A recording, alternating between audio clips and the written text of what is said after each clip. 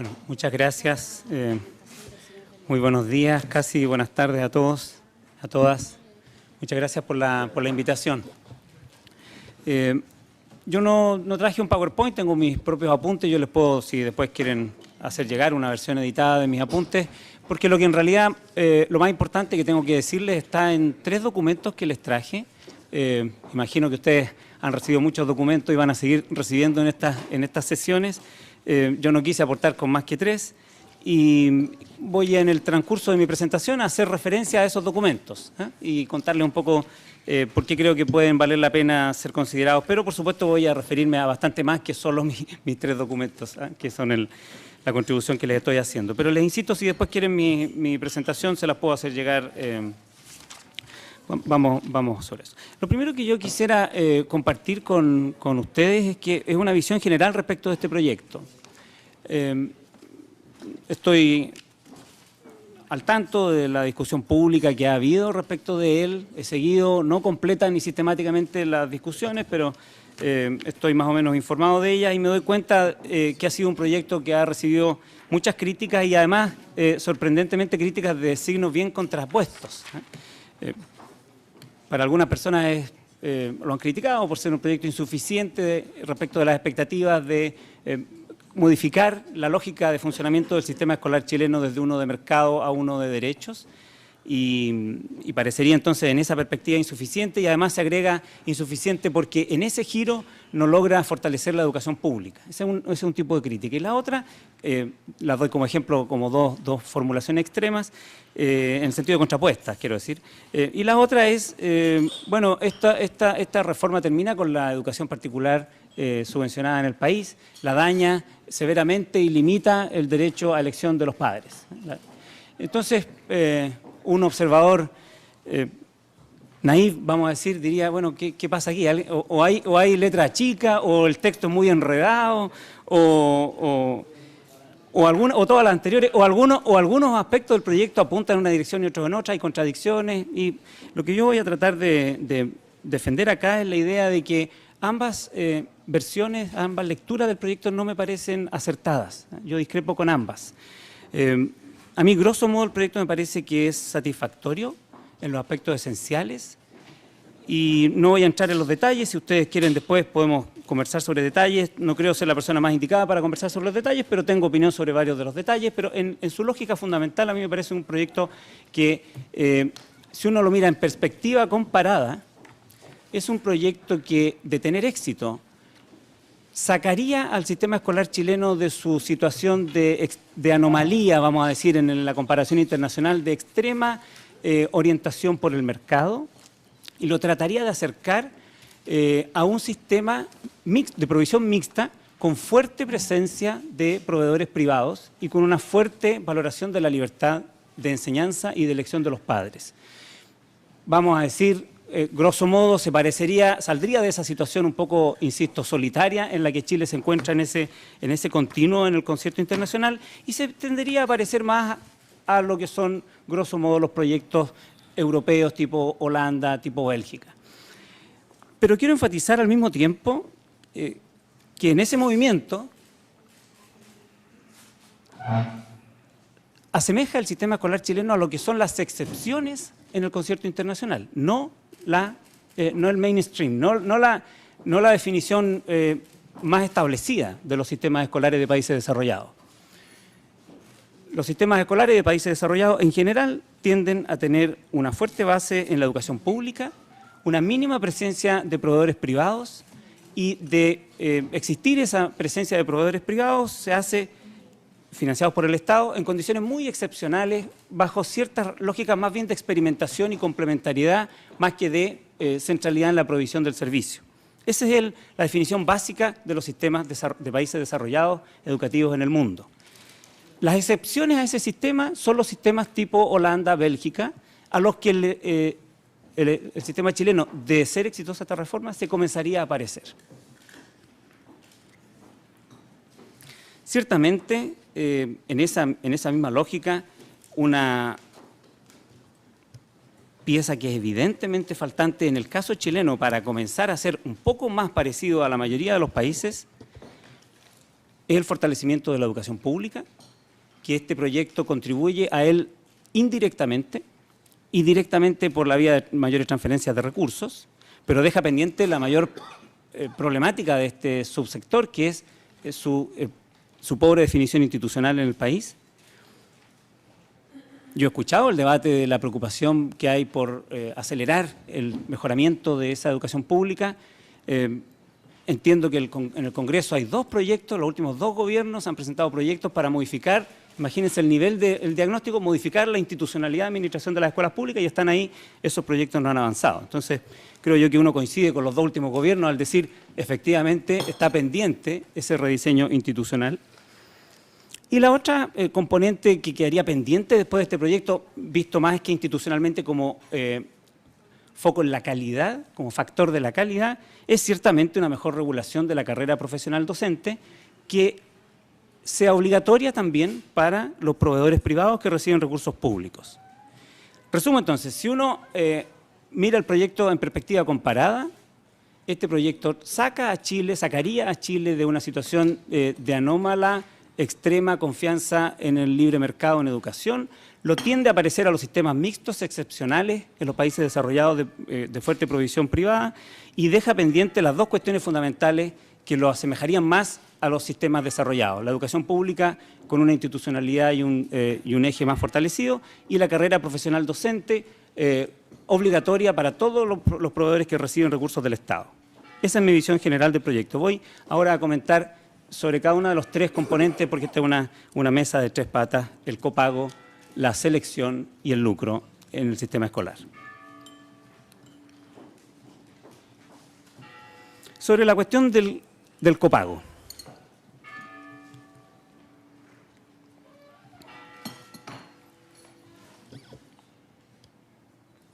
¿No quedan más campanas?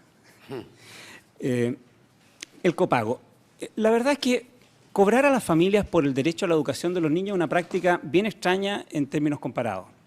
Son pocos los países que permiten que los proveedores de educación que garantizan el derecho a la educación, es decir, los que son financiados por el Estado, sean públicos o privados, puedan agregar a esos recursos públicos un cobro obligatorio, no contribuciones voluntarias. Contribuciones voluntarias hay en muchos sistemas, y de hecho tradicionalmente en Chile también existían, pero un cobro obligatorio como para tener derecho al acceso a esos establecimientos financiados por el Estado es una práctica extraordinariamente escasa.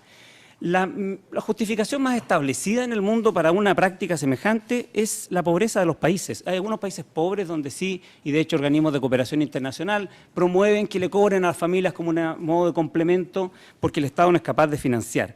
Pero Chile estableció un estándar superior a esos países pobres del siglo XXI, a inicio del siglo XX. La ley de instrucción de primaria obligatoria ya establecía que las escuelas que recibieran recursos públicos tenían que ser gratuitas, subvenciones del Estado. Ese criterio se relativizó en la política chilena en la década del 50. Si mal no recuerdo, Gabriel González Videla, un par de leyes que permitieron un pago parcial a escuelas que sí cobraban, un pago de 1/4 del valor relativo de la educación pública, pero fue rápidamente modificado. De hecho, el propio presidente Alessandri estaba muy preocupado de mal uso de ese financiamiento público a escuelas que cobraban. Y entonces el presidente Frei dejó de dar subvenciones a los establecimientos que cobraban a los padres, y de hecho después se estableció esa práctica, porque fue una práctica del presidente Frei, no una ley, en la reforma constitucional de 1970, estableciendo que el Estado solo subvencionaba establecimientos gratuitos. Entonces, diríamos, grosso modo, y después cuando se creó el sistema de subvenciones, lo cierto es que también esa subvención pública mantuvo esa práctica, vamos a decir, establecida en la legislación chilena históricamente y práctica establecida en el mundo de solo subvencionar escuelas gratuitas. Entonces, tanto por la comparación internacional como por la propia experiencia chilena, de inicio del siglo XX, estoy diciendo, cuando el país era mucho más pobre que hoy día, el Estado se ha preocupado de que garantizar el derecho a la educación a través de proveedores, sean públicos o privados, lo haga de manera abierta y que no sea una barrera los recursos, el cobro obligatorio por parte de estos proveedores. Y sigue siendo, por lo pronto, la práctica establecida en los países desarrollados. Sé que hace bastante sentido en la discusión pública chilena tratar de parecernos institucionalmente a los países desarrollados. Bueno, déjenme decirle que aún aquellos que financian las escuelas privadas masivamente, como de nuevo, Bélgica, Holanda, pero también en los experimentos de Charter School en Estados Unidos, estas tienden a tener como obligación el no cobrar a las familias.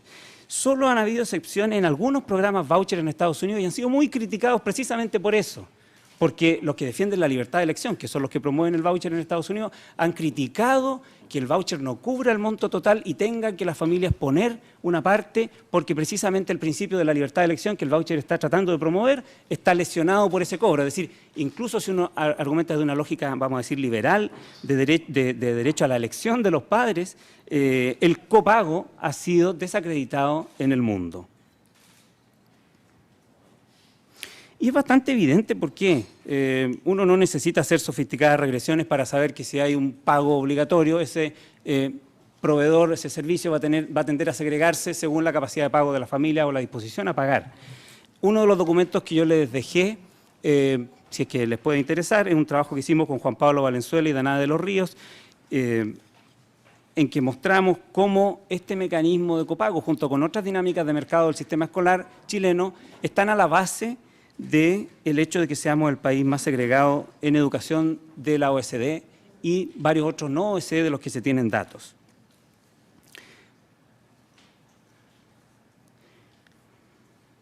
Además, si uno lo piensa desde el punto de vista de los, por eso voy a hacer el argumento liberal acá, si uno lo piensa desde el punto de vista de los que promueven la libertad de elección de los padres, ya lo dije, lesiona esa libertad de elección. Yo no sé cómo uno puede argumentar a favor de la libertad de elección al mismo tiempo de que esa libertad de elección se la limiten por un cobro obligatorio. Pero además aquellos que creen, yo no soy entre ellos, pero aquellos que creen que la competencia entre las escuelas podría ser un factor de mejoramiento de la calidad, también deberían advertir que cuando las escuelas pueden especializarse en nichos de mercado, esa competencia en realidad, ese factor de competencia disminuye, porque ya no compiten tanto por calidad como más bien por una especialización para identificar la disponibilidad a pagar en un mercado educativo dado, pero no por calidad.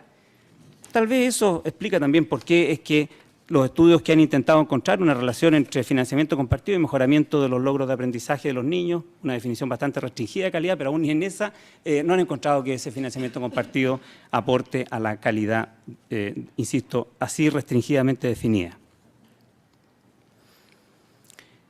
La manera en que el proyecto intenta resolver esta anomalía, insisto, introducida en el sistema escolar chileno de cobrarle a las familias por el derecho a la educación, es una manera que además, creo yo, concilia una discusión que el Parlamento, ustedes también tuvieron en el gobierno anterior, que fue el cómo proveer más recursos a las escuelas en función del nivel socioeconómico medio de las familias, dado que la creación de la subvención escolar preferencial, por una parte, y el copago caro de los colegios subvencionados del quintil más rico, por otra, habían generado una especie de valle en la distribución de ingresos de las escuelas respecto de las escuelas que atienden a estudiantes de los quintiles intermedios. Entonces, lo que el proyecto hace es precisamente tomar de alguna manera esa idea, la idea de la SEP clase media, no la llama así, pero tomó esa idea y la tradujo en el mecanismo por el cual incentivar el fin del copago, que es el Estado pone los recursos en el sector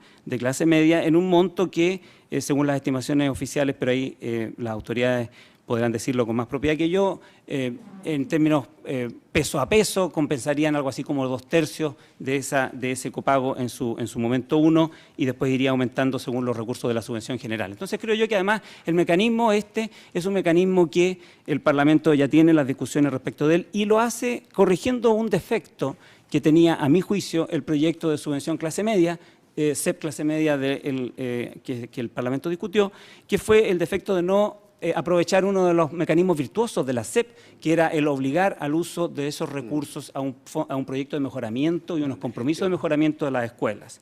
Entonces esto lo hace obligatorio ese mejoramiento. Digámoslo de otra manera, todo recurso extra para terminar con el copago respecto de esta clase de...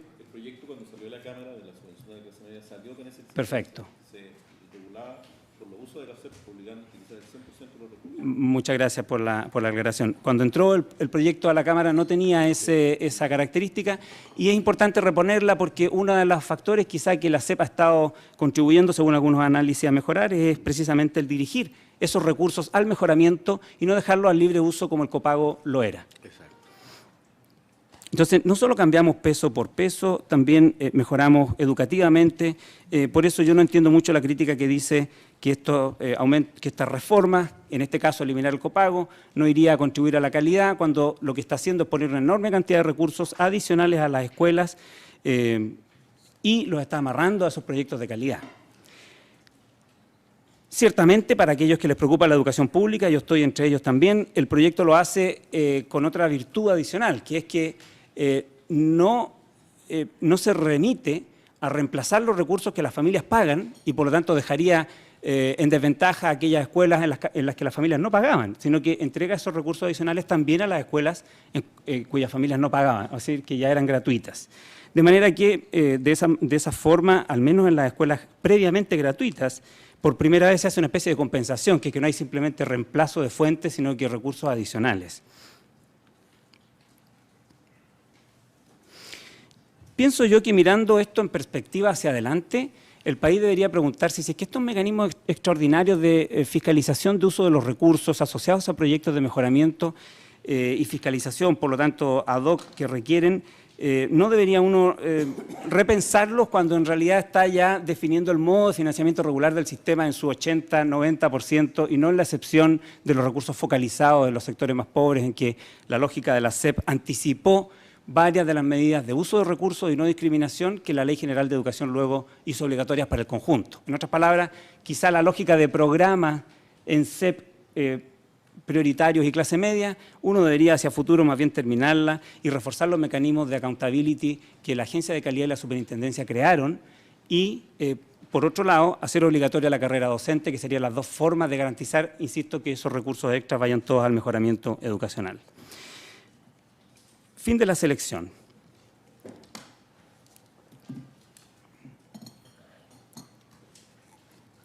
La verdad es que la idea de que las escuelas, los establecimientos educacionales puedan seleccionar a los niños por características de sus familias o por características que los hacen a ellos más difíciles de educar, es una idea que de alguna manera estuvo en los orígenes de los sistemas educacionales en su lógica selectiva. Los sistemas educacionales tuvieron dos maneras de expandirse, uno educando a las masas en la alfabetización básica y la otra teniendo un mecanismo selectivo para llegar a identificar quiénes iban a ser parte de la élite. Bueno, este segundo mecanismo selectivo quedó por mucho tiempo en los sistemas educacionales, pero la verdad es que conforme avanzó el siglo XX, cada vez más fue evidente que esta lógica de selección natural de los niños y de los jóvenes no era una lógica compatible con la noción de igualdad de oportunidades, más aún cuando la educación secundaria pasó a ser también un derecho de los jóvenes. Dicho en una frase, la misión actual se define más como una misión inclusiva de desarrollar las capacidades de todos los estudiantes, por supuesto atendiendo a sus diferencias, más que por una lógica de selección natural, que es la que tenían efectivamente los sistemas antiguamente y que en el mundo desarrollado se han ido tendiendo a eliminar. De manera que esta lógica de dejar que las escuelas seleccionen a qué niños formar, sobre todo cuando son financiadas con recursos públicos, es una lógica que diríamos en el mundo se está abandonando. De hecho, en las prácticas, otra vez, para citar los casos de los países a los cuales Chile se estaría pareciendo con esta reforma, de Holanda, de Bélgica, también en las escuelas charter en Estados Unidos, la lógica de que las escuelas puedan seleccionar a quienes van a beneficiar está prohibida explícitamente. Hay una autoselección, por la vía de que los padres eligen a qué escuela ir, tanto en Holanda como en Bélgica, eso es así, también en los experimentos charter en Estados Unidos y voucher. Pero déjenme decirle que esa lógica de autoselección es de hecho en esos países un problema y es considerada uno de los desafíos de política que ellos tienen actualmente. El cómo hacer que, por más que del lado de la oferta no haya selección, como ellos de hecho lo exigen, la autoselección por la vía de la demanda no sea también un problema de segregación. Y es uno de los desafíos, le insisto, si ustedes leen la literatura sobre Bélgica, Holanda o también la evaluación de los sistemas de los experimentos voucher, ese ha sido un problema. De manera que este proyecto está tratando de resolver ese problema. Y si ustedes se dan cuenta, en realidad, nuevamente en una lógica liberal de argumentación, y lo enfatizo porque no todos los sistemas escolares defienden tan extensivamente el derecho a la libertad de elección de los padres, como el caso chileno, en esa lógica liberal, la verdad es que si uno defiende que las familias elijan la escuela para su hijo, no veo mucho cuál es la defensa para que las escuelas elijan a su vez a las familias entre las que ya adhirieron al proyecto educativo. Señor Beley, le queda un minuto. Un minuto, termino en un minuto. En el dossier que les entregué, hay un trabajo también en el que yo muestro hace ya bastantes años que este problema de la selección, de hecho, genera una competencia desleal, vamos a decirlo de esa manera, de las escuelas selectivas respecto a las no selectivas. Y bueno, no entro en detalles sobre eso, pero eso ha sido más bien reforzado con la literatura que ha seguido después más que desmentido, ¿eh? Y las modificaciones legales que se han introducido en la última década no han mejorado esta situación.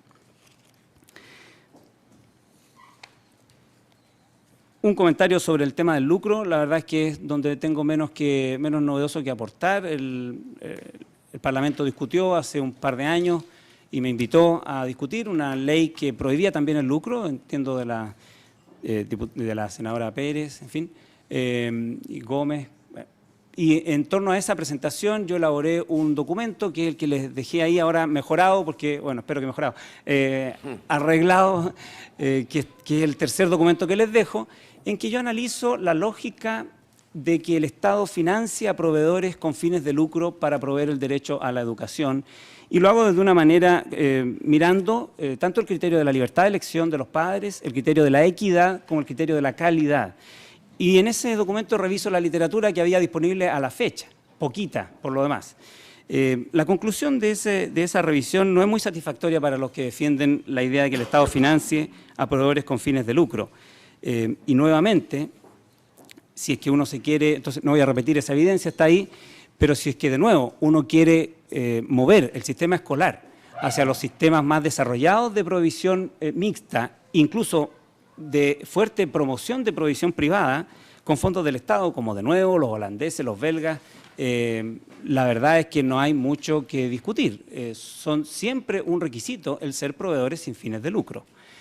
En los experimentos charter en Estados Unidos, la mayor parte de ellos también tienen que ser proveedores sin fines de lucro. Hay algunas excepciones, solamente esas excepciones son para los que gestionan la escuela, pero no necesariamente para el propietario de la escuela. En Estados Unidos la mayor parte de los defensores de las escuelas charter argumentan la idea de que las escuelas charter son públicas, no son privadas, precisamente porque hay un contrato de concesión. Si no funciona, el Estado se lo quita, de manera que ese privado no es un propietario de la escuela que lucre con ella, sino más bien tiene una concesión en que limitadamente puede beneficiarse. Pero insisto, la mayoría son sin fines de lucro. En fin, esa era básicamente las ideas que quería compartir. Yo creo que la mirada general del proyecto lleva a, creo yo, argumentar en base a la evidencia disponible y en base a la comparación internacional que de tener éxito este proyecto, el sistema chileno se parecería, insisto, no a la regla de los sistemas desarrollados, sino a las excepciones de los sistemas desarrollados, aquellos que más establecidamente cooperan con proveedores privados con subvenciones del Estado. Muchas gracias, señor Beley.